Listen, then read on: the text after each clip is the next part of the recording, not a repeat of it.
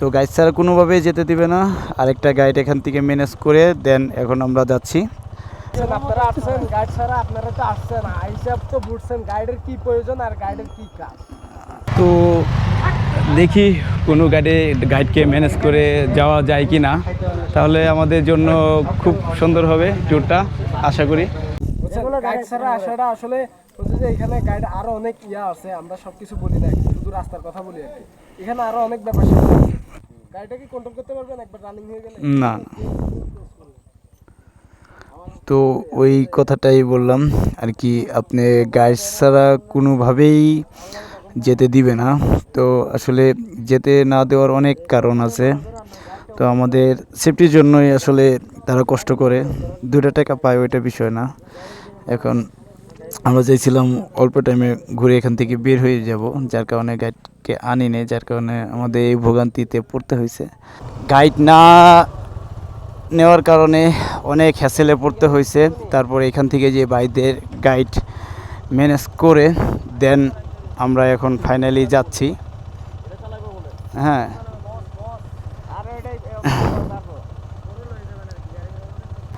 First time যাচ্ছি। তো বাবু ভাই আর জাহিদ ভাই অনেক চেষ্টা করছে আমাদের ওইখানে নিয়ে যাওয়ার জন্য, অনেক অবদান। ভাইদের একটু ফেসটা দেখাই। হ্যাঁ, ভাইরা আমরা দেখছে 2 ঘন্টার উপরে এনে চেকপোস্টে বসায় রাখছে।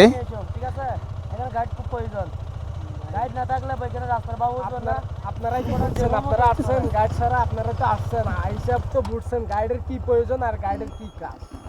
আসলে যেহেতু ভুল করছি, এখানে আর কথা বাড়ায় লাভ নাই, তো গাইড নিয়েই আমরা ফাইনালি যাচ্ছি। তো এইখানে একটা কথা ক্লিয়ার করি, সেটা হলো আমরা রুমা বাজারে থেকে আমরা গাইড না নিয়ে চলে আসি, তো বগালে থাকি। তো বগাল লেকেও আমাদের নর্মালি ওইভাবে চেক করা হয়নি। তো ওইখানে থাকার পরে আমরা কেওক্রাডং আসি। তো এইখানে আমাদের গাইড সম্পর্কে যখন জিজ্ঞেস করে আমাদের গাইড কোথায়, তো আমরা নর্মালি বলি যে আমরা গাইড ছাড়াই চলে আসছি। তো তারা কোনোভাবেই এটা মানতে রাজি না যে 3টা বাইক এখানে এই পর্যন্ত কিভাবে আসলো তো গাইড ছাড়া। তো নর্মালি কিন্তু গাইড ছাড়া এই পর্যন্ত আসা যায় না, তো এটা লাক। যাই হোক, তো আমরা আসার পরে তাদেরকে রিকোয়েস্ট করি যে আমরা আজকে এখানে থাকবো না, তো যার কারণে আমরা প্রয়োজন বোধ মনে করি না এই গাইডের। তো আমরা এখান থেকে ঘুরে চলে যাব, সুংসাংপাড়া পর্যন্ত যাব। তো তারা কেওক্রাডং থেকে সুংসাংপাড়া পর্যন্ত কোনোভাবেই আমাদের গাইড ছাড়া যেতে দিবে না, কারণ ওইটা আপ হিল এবং ডাউন হিলটা এতটাই নিচু যে এখানে যে কোনো একটা দুর্ঘটনা ঘটলে তো আমাদের হেল্প করার মতন কেউ থাকবে না, সেজন্য দিবে না। তো অবশেষে গাইডকে ম্যানেজ করলাম, তো 700 টাকা দিয়ে কেওক্রাডং থেকে সুংসাংপাড়া পর্যন্ত আপ ডাউন গাইড আমাদের সাথেই থাকবে। আমাদের বাইকে গাইডকে আমরা নিয়ে যাচ্ছি। তো তারপরে আমাদের 2 ঘন্টার মতন অপেক্ষা করায়, তো এটা শাস্তি হিসাবে অপেক্ষা করায় সেনাবাহিনী। তো আপনারা বসে থাকেন, গাইড স্যার আপনারা কীভাবে আসলেন, কীভাবে আপনারা ঘুরেন এই বিষয়টার জন্য।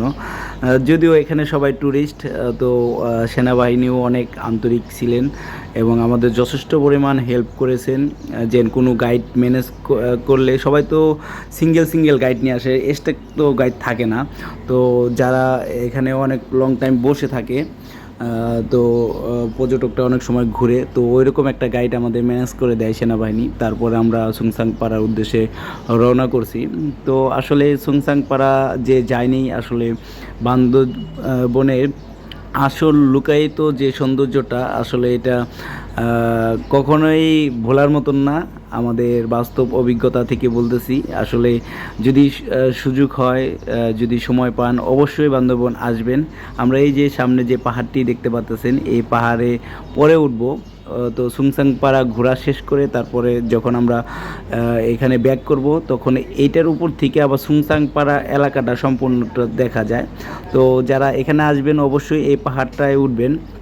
তো এখানে অনেক সুন্দর সুন্দর ছবি তোলা যায় এবং ভালো লাগার মতন একটা জায়গা, কারণ পাহাড়ে উঁচু হওয়াতে, কারণ এত সুন্দর বাতাস, এত ঠান্ডা বাতাস আর কি, আপনার মন এবং শরীরকে ঠান্ডা করে দিবে এক মুহূর্তেই।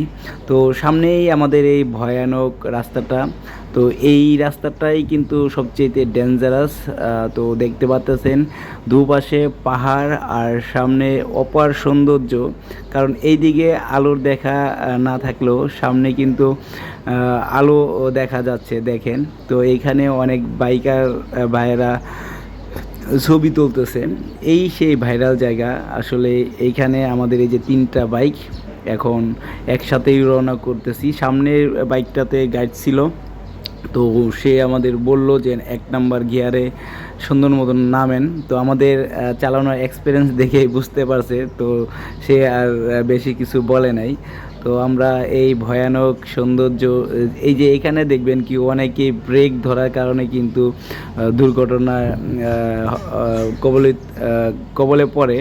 তো এই যে দেখতে পাচ্ছেন এই যে যে মোড়টা, তো আমার কাছে এটা নর্মালি মনে হয়েছে, কারণ এখানে রাস্তাটা অনেকটা চওড়া, যার কারণে এখানে অনেক জায়গা থাকার কারণে আমি আমার মন মতন মোড়টা ঘুরতে পারতেছি। তো এই জায়গাটা, এই জিনিসটা আমার কাছে ভালো লাগছে, রাস্তাটা অনেক চওড়া।